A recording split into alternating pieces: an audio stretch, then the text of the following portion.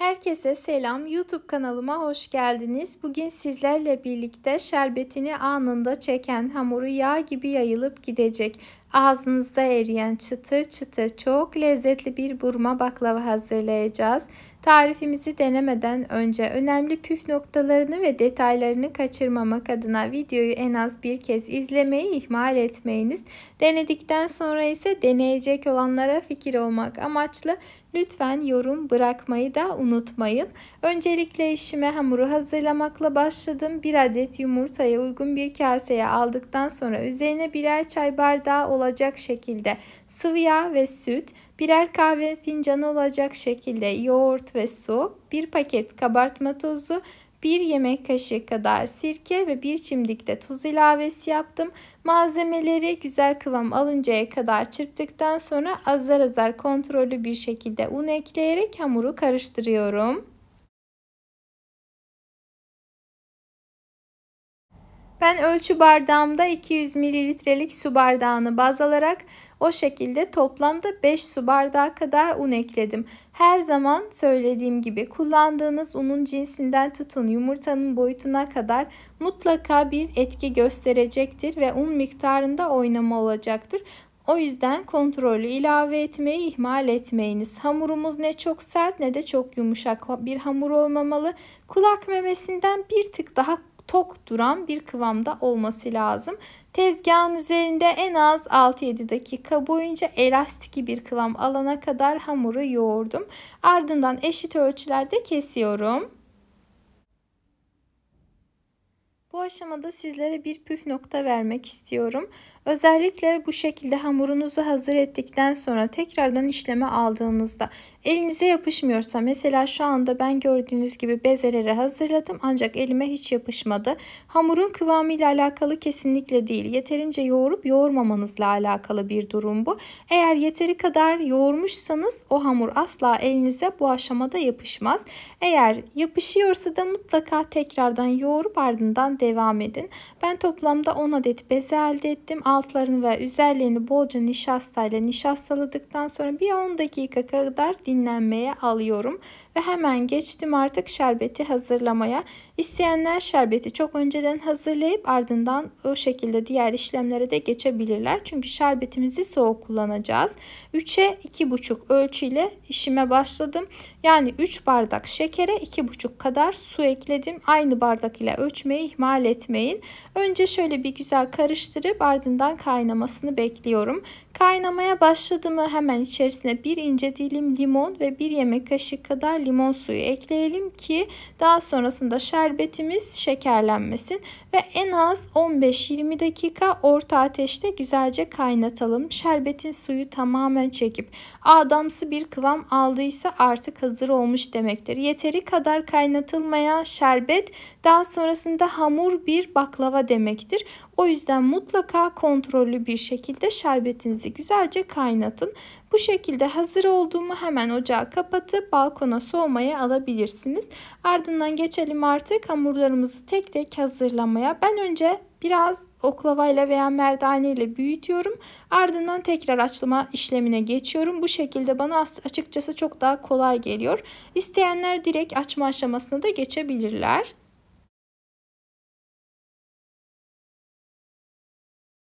Bir tanesini merdane ile büyüttüm. Üzerine bolca buğday nişastası serpiştirdim.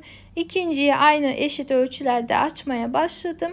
Ve bu şekilde 10 adet hamurumun 10'unu da açarak aralarına bolca nişasta serpiştirip üst üste yerleştiriyorum. Böylece hamurlarımın tamamını hazırladıktan sonra en az 10-15 dakika kadar dinlenmeye alıyorum. Ne kadar dinlenirse açıkçası bundan sonraki aşamalarda bizler için açması bir o kadar kolay olacak. Yeteri kadar dinlendirdim. Hemen hızlıca bir tanesini tezgahıma aldım ve oklava yardımıyla açmaya başlıyorum. Bu aşamalarda mutlaka nişastayı tekrardan üzerine ekleyip açmaya devam edin ki hamurunuz daha da çok esnesin. Hamuru açarken mutlaka elinizle kenarlarına hafif baskı uygulayın ki hamurun kenarları kalın kalmasın. 2 katlı haliyle bile eliniz altından mutlaka görünmeli. Aksi takdirde hamurunuz kalın olmuştur. Tekrardan birazcık daha inceltin derim. Eğer hamurunuz yırtılmaya başladıysa artık yeteri kadar açılmış demektir. Tekrar tezgaha serdim. Ardından bıçak yardımıyla 2 eşit ölçüde kesiyorum ve üzerlerine bolca ceviz serpiştiriyorum. 2'şer yemek kaşığı olacak şekilde yeterli diye düşündüm. O şekilde ilave ettim. Zaten bol cevizli olmuştu. İsteyenler fındık veya fıstık ile de hazırlayabilirler. Tamamen size kalmış. Bu arada cevizi sadece robottan geçirdim. Yani herhangi bir işlem uygulamadım. Robottan geçirirken cevizinizi tamamen un haline getirmezseniz, yani hafif dişe gelir şekilde bırakırsanız çok daha güzel olur. Şimdi hamurların kenarlarını hafif içe doğru güzelce kıvıralım. Ardından hamurun baş tarafından katladığımız yere ince baklava oklavasını yerleştirip kıvıralım.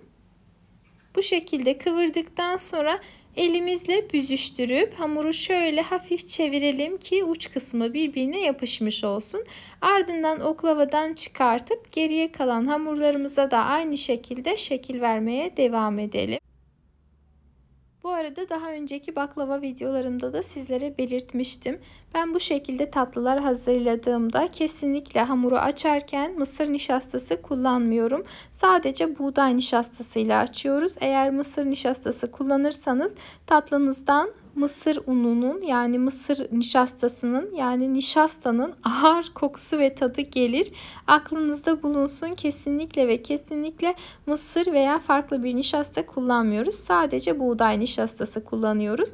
Hamurlarımın tamamını açtım, şekil verdim, hazırladım. Ardından tepsime diziyorum. Dilediğiniz şekilde dizebilirsiniz. Ben bu seferlik bu şekilde dizmek istedim. Açtığımız baklavalarımızı tepsimize güzelce dizdikten sonra hemen şimdi baklavamızın yağını hazırlayalım. Bunun için öncelikle 200 gram kadar tuzsuz tereyağını erittim. 10 dakika kadar dinlendirdikten sonra önce üzerindeki köpükleri aldım. Ardından süzgeçten geçiriyorum. Tereyağını mutlaka sadeleştirip, yani ayranından ve köpüklerinden ayırıp ardından kullanmalıyız ki daha sonrasında baklavamızda yanıklar oluşmasın. Tereyağını sade yağ haline getirdikten sonra üzerine 1 çay bardağı kadar da sıvı yağ ekledim ve bu şekilde baklavamın yağını hazırladım. Ardından üzerine gezdiriyorum. Bu arada baklava tariflerimde en çok gelen sorulardan bir tanesi bu şekilde. Ne yapıyorsam yapayım baklavamın her tarafı eşit bir şekilde pişmiyor.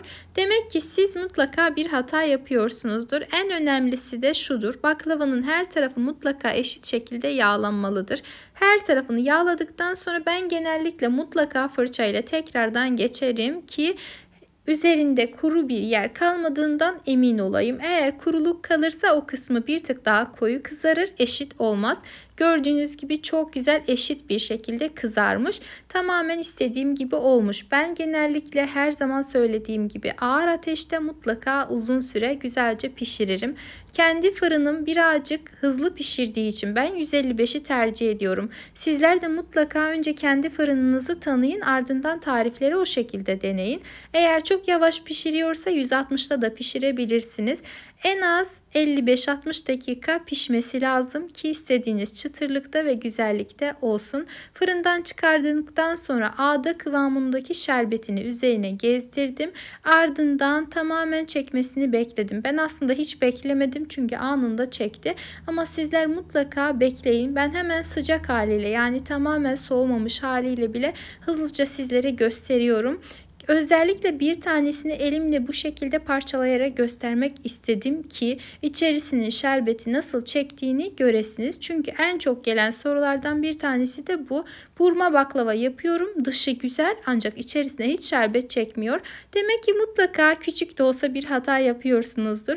Başta da söylediğim gibi önce videoyu güzelce izleyin, ardından tarifi deneyin. Ve sizlerle birlikte bir videolu tarifin daha sonuna geldik.